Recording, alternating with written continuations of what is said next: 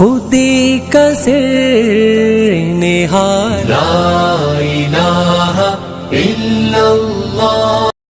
لوگ جو ہے روزہ افطار کرتے ہیں، ایک تو اذان سن کے کرتے ہیں، دوسرا کیلنڈرز چھپے ہوئے ہیں ان پہ ٹائمنگز لکھی ہوئی ہیں، تیسرا سائرن ہے۔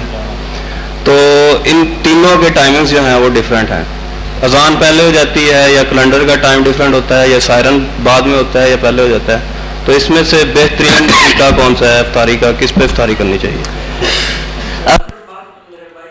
سائرن تو خیر اذان کے ساتھ ہی ہونا چاہیے، وہ تو ایک ہی وقت ہونا چاہیے نا۔ لوگ جو ہیں بعد میں جو کرتے رہتے، صحیح اعلان تو ہے اذان کہ جب وقت ہو جائے نا، وہ آپ لوگوں کے پاس ٹائم ٹیبل بنے ہوئے ہیں، سارے آرات رسم بتاتے ہیں کہ سورج اتنے منٹ اتنے سیکنڈ پر غروب ہوگا۔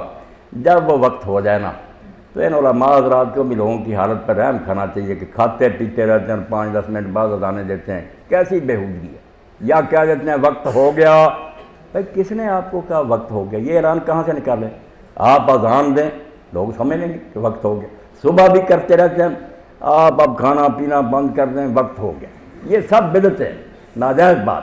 آپ اذان کہنا شروع کریں، اذان ہے اسلام میں علامت کے لوگ سنیں، بڑے اللہ کا حکم آ گیا رکن، اور یہی اعلان کریں۔ تو شام کو صحیح وقت پر اگر اذان ہو تو ٹھیک ہے، ورنہ آپ کے پاس اگر ٹائم ٹیبل ہے نا جہاں بتایا گیا کہ سورج غروب ہو گیا، آپ بلا جھجک روزہ کھول دیں، نہ سائرن دیکھیں نہ ان کی اذانیں دیکھیں، وقت ہو گیا۔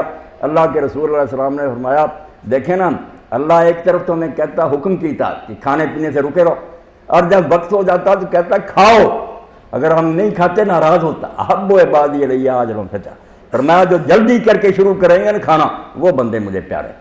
جو بڑے بنیں گے نہیں ہمیں اب بھوک نہیں، بھائی تم نے لالچ دکھانا ہے، اللہ کہہ رہا کہ لالچ کرو، کھاؤ میرا کھانا، دسترخوان اس نے بچھایا۔ تو جب وقت ہو جائے پھر میرے بھائی آپ کو انتظار نہ کریں، ٹائم ٹیبل کو صحیح ہو، اس کو احتیاطاً دیکھ لیں کہ گھڑی میں شاید 1 منٹ کا فرق ہوگا۔ بھائی یہ جو لوگ دیر سے اذانیں دیتے ہیں بالکل غلط کریں۔